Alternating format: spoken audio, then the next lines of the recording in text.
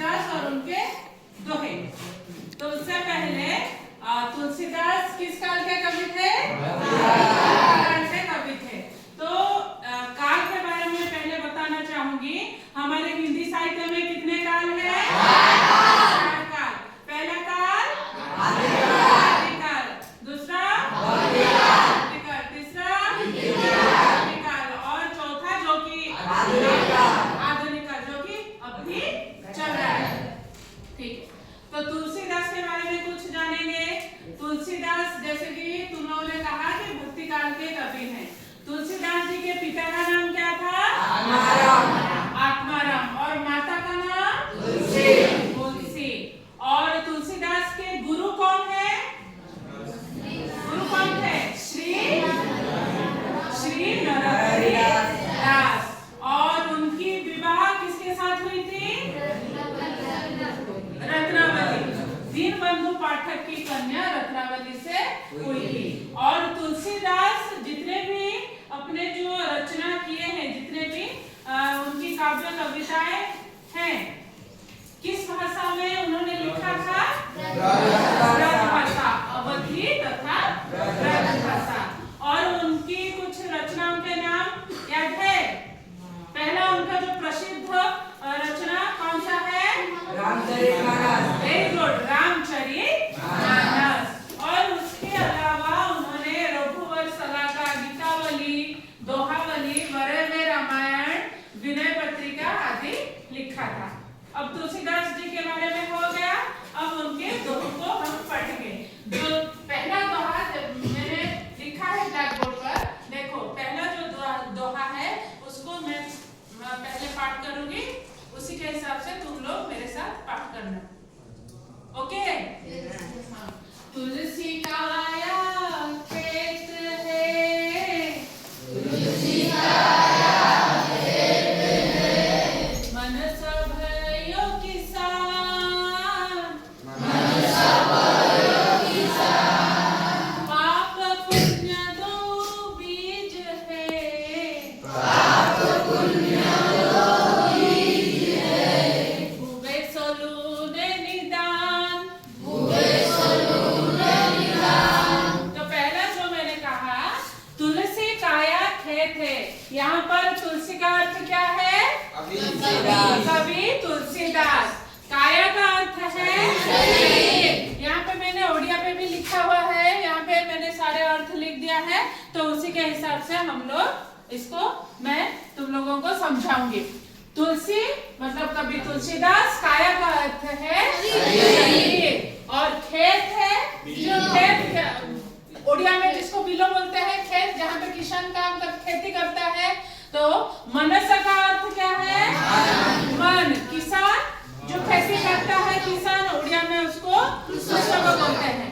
तो तुलसीदास जी यहाँ पर कहते हैं क्या? मनुष्य का जो शरीर है वो क्या है? खेत है। और उस खेत का किसान कौन है? उसका मन। मनुष्य का मन उस खेत का किसान है। और उस खेत में 2 बीज है, क्या क्या है? पाप और पुण्य। जो जैसा बोएगा खाएगा। इसीलिए हमें हमेशा चाहिए, क्योंकि अच्छे काम करने का फल क्या होता है? और बुरा काम करने का फल क्या होता है? होता है। तो हमें अच्छा काम करना चाहिए या बुरा काम? अच्छा काम करना चाहिए। ये समझ में आ गया? और दूसरी जो दोहा है, उस दोहा उसको आप लोग किताब में देखो, मैं समझाती हूँ। दूसरी जो दोहा है, मेरे साथ आप लोग भी पाठ करना। बहु सूत बहु रुचि बहु आचार व्यवहार, इनको भलो मनाइबो, यह ज्ञान अपार।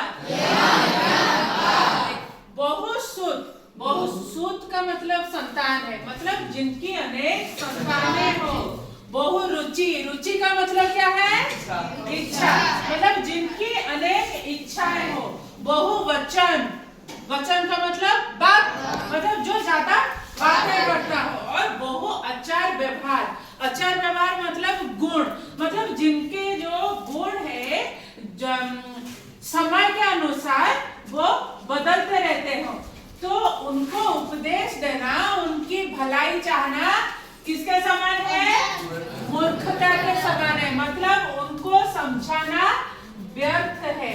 और एक बार देखो, यहाँ पर कभी तुलसीदास जी कहते हैं जिनकी अनेक संतानें हो, जिनकी अनेक इच्छाएं हो, जो बहुत बातें करते हो और जिनकी जो आचार व्यवहार है, जिनके गुणों में परिवर्तन समय के अनुसार बदलता रहता हो, तो उनकी भलाई चाहना मतलब उनकी अर्थात उनको उपदेश देना मूर्खता का काम है।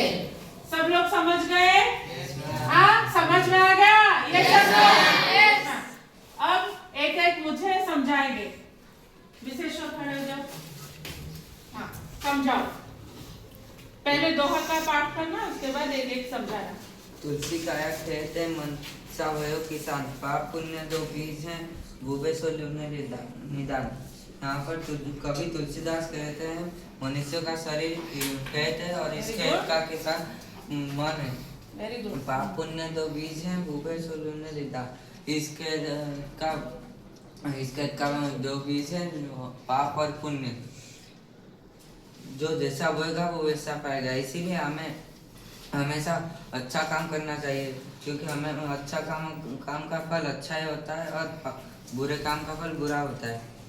बहु शुद्ध, बहु रुचि, बहु वचन, बहु आचार व्यवहार, इनका बोलो मनाए वो, यह अज्ञान अपार। जिनका बहु संतान हो, बहु रुचि हो, जो ज्यादा बातें करते हो, जिनका गुण समय अनुसार बदलते रहते हो, इनका भला चाहना या इनको उपदेश देना एक मूर्ख का काम होता है।